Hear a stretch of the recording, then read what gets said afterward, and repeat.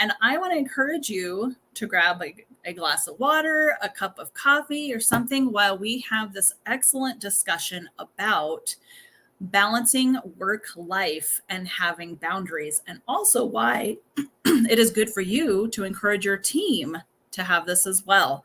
Stay tuned. I'll be right back with my special guest.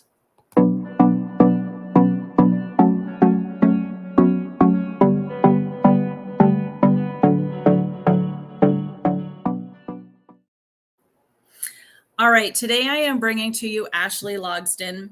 She plays many roles: Chief Inspiration Officer at 48 Days, but also she is our top relationship coach. So this topic is totally up her alley. I knew as soon as I told her our topic, she was going to be excited, because I know this is something that not only she teaches, but it's something she practices every day within their lifestyle with their family. So I know you guys are going to love this interview. Make sure that you get your notes so you can take some notes. You're going to love this. So without further ado, I'm bringing to you Ashley Logsdon. Yay! Hello. I'm so glad to be back on these. I love these conversations with you, and that we've been making a habit out of doing this. There's so many aspects of understanding personality styles that go beyond just a label, that really is, okay, well, what do I do with this information? How do I apply this to my life? And these conversations and having these different areas of focus are such a great way to do that. And for us to see, okay, how does it work in this dynamic? And yeah, I agree, because you're right. It just goes into so many layers of our life. And so being able to pull out these specific topics and struggles that business leaders might have with their team is such a great way to go through those layers. Mm-hmm. So let's dive right in, because we have such a great topic today. Balancing work-life. Well, it is balancing work-life boundaries. This is what our topic is today. So Ashley, can you first just share with us what that means to you? Yeah, and I'm going to first say that work-life balance is what everybody knows, and I throw the word balance out the window. I say work-life harmony.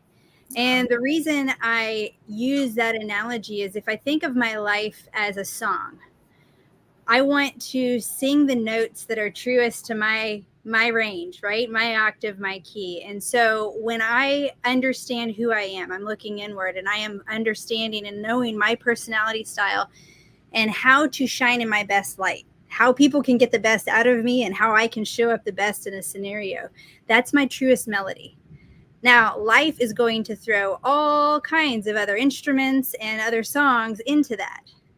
And what I am looking for is not a cacophony of noise, but I'm looking at how to create harmony in my life. And how are the ways that we can do that? I mean, we can do that and create harmony by having work that adds to the life you dream of, by having a play that adds to the life that you dream of, by having a sustainable lifestyle that you can keep on going, that you're not in survival mode. These are all the ways that we look for harmony in our lives. And the reason I use harmony is because balance kind of implies that when there's more here, there's less here. Yeah. And I recognize that oftentimes that's what happens. Okay, well, I'm opening a new business. I've got to hustle. So family, forget y'all for a while. Sorry, y'all just have to be on the back burner.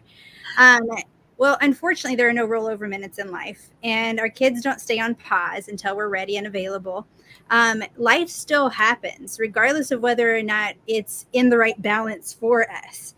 And so what we look at is how to create harmony where things can flow the easiest. And I am not a fan of just finding the most difficult path. It's not, my life here on this earth is not meant to just be, toil and drudgery my whole life. So how can I find the things that make my heart sing and that create the most beautiful song in this world? And so when I look at work-life harmony, I am looking at how is my work adding to the overall life that I want to live? Versus, am I a slave to my work? I'm a victim of the work. I have to just do the work. I have to do this. I can't do this. We get to write our own stories. And so we want to look at how we can add a healthy harmony to this beautiful song that is your life already, as opposed to just saying, okay, if I can balance and juggle this, hopefully I can make this work without dropping any balls in the process. Oh, I absolutely love that analogy, creating harmony. And oh man, I'm sitting here taking notes. So I think that is fantastic. I mean, that is a quotable quote right there. Create the most beautiful song in this world for Yeah. you, right? Oh, I love that. Okay, so let's go ahead and dive right in. We are talking about this from kind of a business leader perspective. So, I would love to highlight two things today. And since we're trying to not make this an hour-long interview, which I know we could totally do, can we first discuss why or how each personality would go about the work-life harmony or balance? We did title this, but I think we're going to switch it to harmony. And two, why is it important for business leaders to help their team to get this harmony? So let's start with the personalities and how they'll go about it, and then we'll dive into the next one. Right. So we're going to look for harmony in different ways. And I'll use myself as an example for work. Okay. I am a high DI personality style. I am very highly driven. And if you look at things that can motivate me, workaholism is one of those. Well, workaholism doesn't quite fit into my best definition of being a marriage and family coach. It's definitely workaholism doesn't fit into being the best option for relationships necessarily. That being said, I recognize I do my best work sometimes when I'm doing an intense batch, because Ds work well under pressure. Sometimes they like to have that high pressure, and they also like to batch things. I have coaches and friends who, they schedule all of their social media posts for the month in one day. They devote one day to it because they'd rather do it all in one big chunk than to have it paced out. And so for that example, the way that I have found some harmony in my life and in my work is to clearly communicate with my family. These are my days that are my hustle days. These days I work a lot, and I'm not giving you a lot, but I do that intentionally because for us and for the non-traditional lifestyle that we're living, we're traveling a lot, and I want to have those opportunities to explore with my family. And so I do heavy work Mondays and Tuesdays. My family knows they don't get as much from me on Mondays and Tuesdays. In exchange for that, though, the rest of the week, I'm a lot more flexible, and I can take that time off in the middle of the day for them. So a high D may be looking at batching some of their priorities. I need to knock this out for this stretch so that I am more open for something else. So that's one way of looking at creating it, is a little bit more where it seems like it's a balance of all of one thing and a little of the other. The difference from it being a balance versus me just harmonizing there is that I'm communicating with my family, I'm checking in with my family, and I'm showing up at other times. When we have a long concentrated spell of just working on work and not recognizing the family and maybe the heavy that we're bringing back, we're not balancing anything. We've just shown where our priorities are, and it's not at home. And so when you're looking at the personality styles and ways to harmonize, it may be that batching your work and doing some things more intensely is a way to kind of add some order and a little bit more free space. For an I looking at life harmony, I'm going to be looking at how can I even add the fun in? Because if I am looking down the barrel of a long new product launch or changes in the company or whatever, and I see a lot of hard work, I see a lot of learning new things, figuring stuff out, and I see a lot of lack of fun, I'm at risk of burnout. I'm going to get burned out because I've got to find something to recharge. And so I would be looking at one of two things. One, I'd be looking at, can I add any more fun into my work? Can I add something that's like a little reward? Can we add some contests? Can we do something that lightens the load of heavy? As we take things in, where is our recharge? It's all about deposits and withdrawals. So when we withdraw a lot of energy for something that is more tedious, where are we going to get our recharge for that? And that's critical for us as leaders, and also for us to give to our team, which I know we'll address in a bit. So look at ways for bringing fun in that way. Another way is maybe it's grueling. You've got to go over all the stuff for taxes. Tax season is coming up. You don't enjoy it. It's necessary. And going out for an ice cream treat every time you do a number for the day is not going to be helpful your body or your mind, and it's not the best option. So what's another deal? Maybe you do look at where your release is. Where's your things outside of work that are going to recharge you? I know for me, there were times where I really needed to put work down and do something different. And actually, not that it looks like I had this staged. These two things right here are two art projects that I did. I did both of those. Super simple. They didn't require any thinking for me. They were printed on the things. It was super easy craft projects, but me having a kind of a recharge to allow for a break in the details of the numbers and everything else. This allowed me to do something that was just for fun and caused more harmony in my life just by adding that in. I love that. Yeah, for S's, looking at more balance is also looking at consistency. And when we start to see changes happening, that's a time for an S to potentially shut down or want to avoid. And when we start seeing conflict and change and everything like that, sometimes the best way to bring harmony back is to remember your tried and trues. Remember the things that you can do consistently that are completely in your control, that you can take a break. And maybe it's a little 5-minute break on your lunch break where you go sit in your car and just sit in the silence, or maybe you're listening to a calm, or maybe it's your morning commute and something that you listen to, or it's your morning time of having, we have a reading hour in the morning where we sit and we read and drink tea together. So what are your consistents that recharge you and give you fuel and motivation for going forward? And then for your C's, oftentimes the balance is so hard to do because C's are so great at getting all in the details, and they can be so much in the muck of it all. They don't realize how deep they are. And all of a sudden they are feeling overwhelmed, getting burned out, feeling stuck, really just hitting the same friction point over and over again. And the best thing is taking a break and adding more space in. And so when you have something that is really, really going to be taxing for all the detail, go for the balance on the other side of that. Where is the wide open space for you? Is that a break that that is coming up, and intentionally choosing to do nothing over the weekend as your recharge? Or is that a 10-minute step aside where you actually move away from the computer screen and go out and look at big space?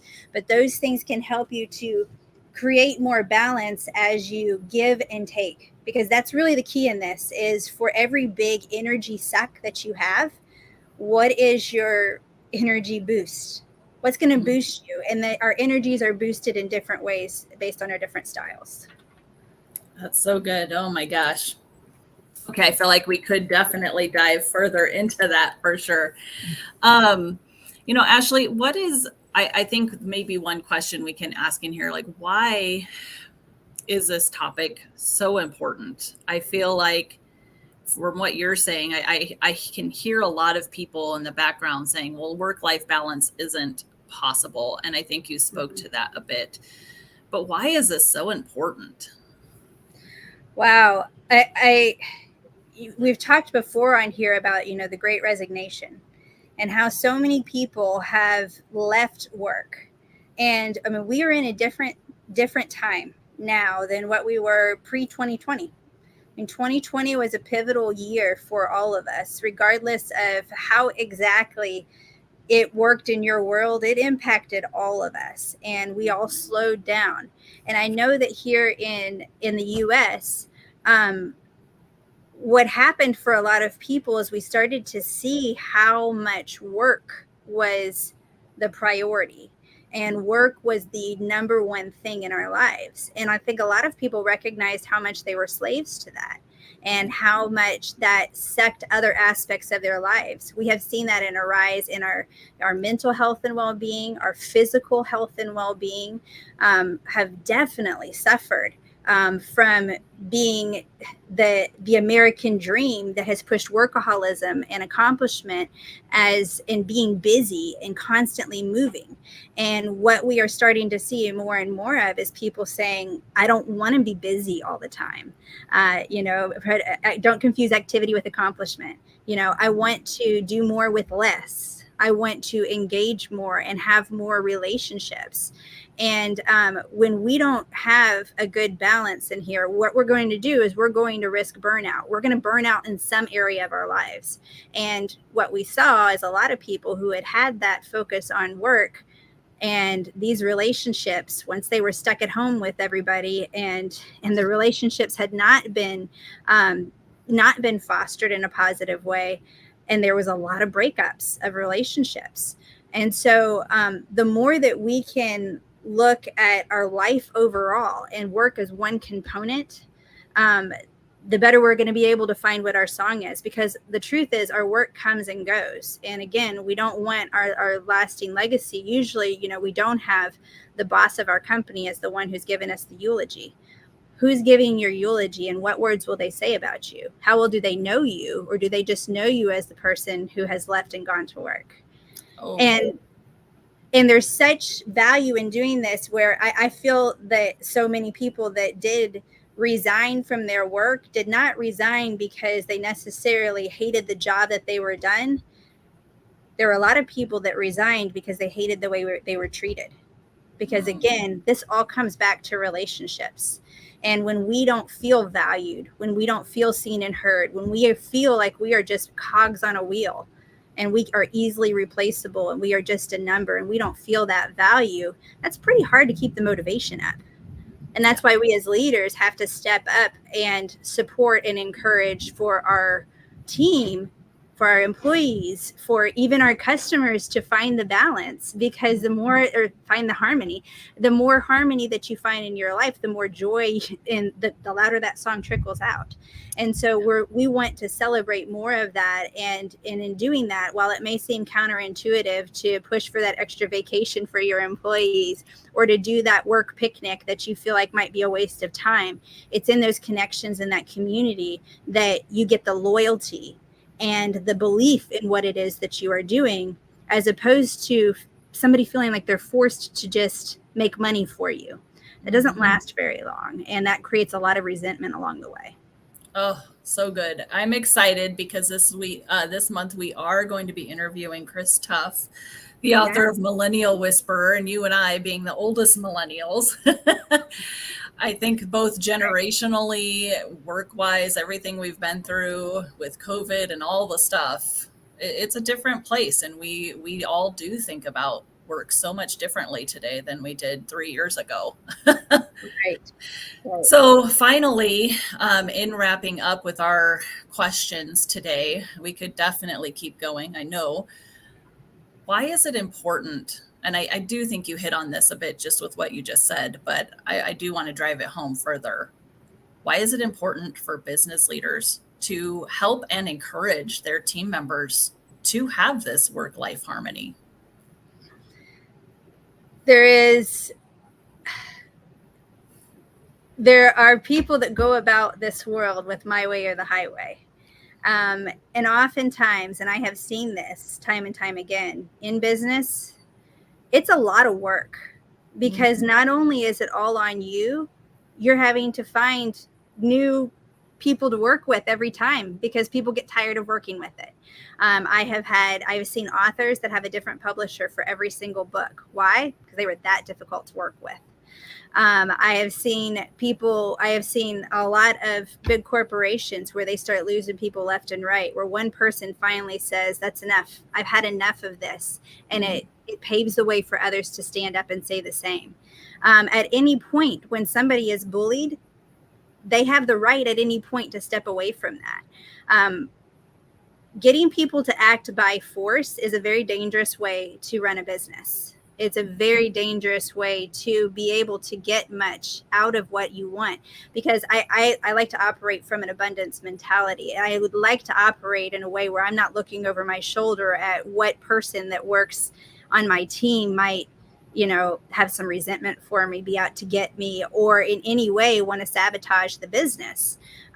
Because it helps all of us, for us to make money here and for us to benefit from this. If my team does not feel like they have any benefit, what is their incentive to actually represent it well? So when you have a team, when you have people working, and this is not just employees. I mean, you think about this as your independent contractors. Here at 48 Days, we don't have any employees. We are all independent contractors. We all have the ability to walk away. We all have other things that we are doing beyond 48 days. Why are we going to stay with 48 days? It has to be that there is a sense of fulfillment that we're getting in this. And that's something that that comes from feeling that we are a part of a team, feeling that what we say matters and that we have value to add to it, so that I'm invested because I really do care about the growth of 48 days, not just that I'm waiting for a paycheck. People that are just waiting for a paycheck and they've not created any of the relationship recognize they can come and go just like that, because there's not a sense of loyalty or belief in what it is they're working on. Yeah. Oh, so good. And I think that's, today even more so, right? Because we all pretty much know we could probably go get a job somewhere else if we needed to. Right. With the rise of all of the different ways of creating an income now, and different ways to utilize your expertise. We've got the privilege. I mean, with the internet and all the online access we have information overload. So we have the privilege of finding a lot of different opportunities that are out there. And the more opportunities we have, the less justification there is to stay somewhere that is draining the life out of you. So again, it's looking at, and this is what we encourage with 48 Days is what is the life that you dream of? What does that ideal life look like? We have people that come to us and they say, well, I just want to have my own business. Why? Because I want more freedom. Okay. What do you want to do? Well, I want to be a coach and I have no audience and I have no website presence and I haven't really done coaching before and people don't know who I am. Okay. And you want freedom by building a business from scratch where people have no idea where you are. Yeah. Then it can really look a little bit different than what you might think. You're not just sipping margaritas on the beach. You've got to have a whole lot of hustle to get things built up. And so sometimes we think we want something, but we haven't really looked at what does that really look like? What does that entail? And what is true freedom? I mean, for some people, as they go in, they recognize true freedom is just being in working the job at a basic, a traditional corporate job where they clock in and they clock out. But it's with a team that values them. It's an easy enough job for them to do. They know what assets they can have, and they can check out at the end of the day and go home, and that's it. And that can be way more freeing than carrying a whole entrepreneurial business on your own and building your own marketing. It depends on your style, and what that overall life is that you want to create. Oh, I love that. And we actually did not discuss this. However, I think we should definitely share, one thing that Chris talks about in his book, Chris Tuff even, and we talk about this at 48 Days all the time, is helping your team to activate their dreams can be a huge retainment technique. And we just happen to have an excellent webinar, and I believe we have one coming up next week. So I will definitely post that in the comments. Yeah. We are helping you to help your team activate their dreams. And this is an amazing strategy for retainment. Can you talk about that a little bit, Ashley? I did not prep you with this. So. Yes, the webinar is on the 31st. I just looked. So it's 2 weeks from Thursday, and it's the Hold Fast to Dreams webinar. And this is about looking at what your dreams are, identifying your dreams. And what we have found is, even working with corporations, it is so valuable to offer these sorts of resources for your team to encourage them. Again, the more they feel that they are a part of a team, the more they feel like they are a significant player in it, the more invested they are going to be in that, looking for what the success is, their loyalty to it, new ideas that they may bring. The more refreshed and recharged your people are, the better work you're going to get. So it's not just we can look at it completely from a selfish standpoint and say, as a leader, if you want to get the most out of your business and out of your people that are working in your business, the best thing you can do is to make them happy. Have them on your side, have them excited and feeling seen, heard, and valued that for what they do contribute. Because the reality is, you have them on your team because you do need them. Because you can't do it all. And even those of you who are solopreneurs are not truly solopreneurs. You oftentimes have a virtual assistant or a bookkeeper, or you have other systems and companies and programs that are running things. You're not usually doing everything in-house. And all of those relationships matter. And that is a very good testament for how people, I mean, even looking at, I guess I'm kind of backtracking here, but even going to just the way that you treat the janitor, the way you treat the wait staff, that when we look at valuing our team, I recognize that when I treat people as a hierarchy, I'm up here, you're lesser than, and you're down here. That's not a very good feeling, typically. Mm-hmm. It's almost like with that threat of, I'm big here, you're the cockroach, I can step on you. I don't want to be seen as a cockroach.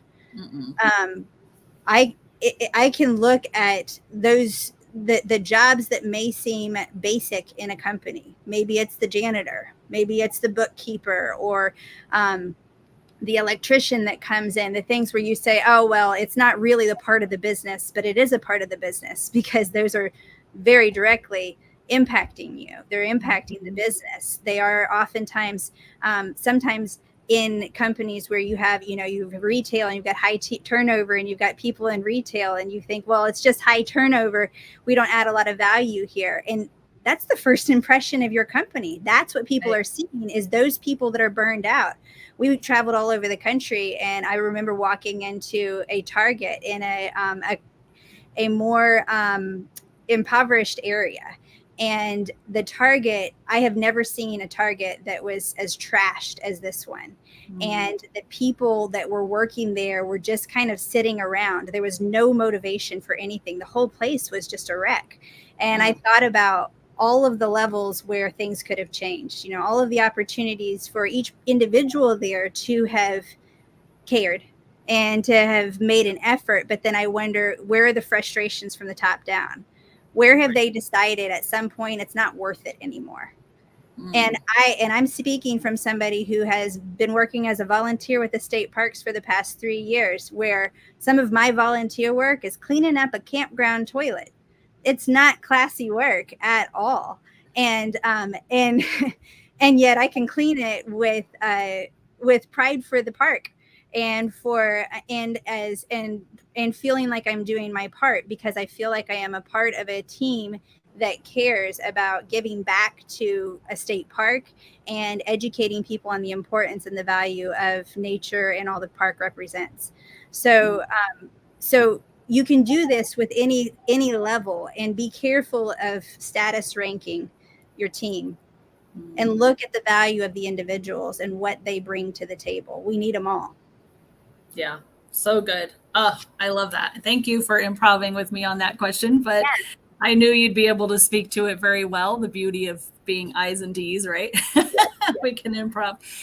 So guys, make sure that you check out this webinar. I will, of course, post a link in the comments for it. It is a free webinar. We're doing 2 of them on that day. And it's actually super easy. It's 48days.com/webinar. Perfect. That'll get you it. Anytime we are doing a webinar, it's always the same link. So we make it super easy for you all. So if you just do 48days.com/webinar, that goes straight to the Hold Fast to Dreams webinar, and you can register so that you do get the reminders for that. And yeah, it's a great opportunity for you, not only you as an individual, but for you as a team. Could you imagine your team members going, wait, my boss, my manager wants me to have a dream, believes that I can have a dream, and wants to support me in that. If the dream is even moving beyond that business, it may mean that they give you the best while they're there. because they know that you are supporting them in their future endeavors. And so there's so much beauty that can come when we support one another and we see each other as equals, as opposed to a hierarchy and I just want you to do the work I need you to do for me. That's a whole different approach for our relationships. Yeah. And when you said that, it made me think too, like, imagine having an entire staff of people who are excited about your company. So even if they don't stay there, they're going to, for whatever reason, maybe they move on to a new dream or whatever, they are definitely going to speak highly of your company, which could bring more opportunity as well. So that's a whole nother topic. Again, I knew we could make this a longer interview because there's so many nuances that go into this topic, and it's such a great one. I'm really excited to be sharing this. It'll be out in our September month, our newsletter, and we'll have a lot of resources and interviews. So any final thoughts, Ashley, as we wrap this up? So on my personal podcast that I do with my husband, we're family focused in the podcast and do a lot of conversations about marriage and family and parenting. And we end each one with the tagline, "The uniqueness in each of us strengthens all of us." And I so believe in that. And when we bring a standard of that, the uniqueness in each of us strengthens all of us, into our workplace, what we can do is we can cultivate people's dreams and foster the fun and the delight in people, recognizing there are different desires. And I don't have a fear that everybody's dream is to get out of my business. And if that's the case, that's a clear reflection on me as a leader. And why is it that no one wants to work with me? So when we support other people in their dreams, if we are seeing them as a true, beautiful human being and what they can add to the table already, it in no way has to be a threat. And so I wanted to support and encourage all of you to look at how you can better celebrate yourself and your team by recognizing work is one component of a life well lived. You have a lot more to you than just the work. And the more you can thrive in all aspects of your life and create a beautiful harmony there, the better opportunity you have to pour into others, and quite often the more successful you're going to be in the process. It's a lot easier to get success when everybody else is trying to do the same thing with you. And you're all doing the wave together, as opposed to all these individuals doing their own different story. So let's create some harmony. It's a beautiful song. I love it.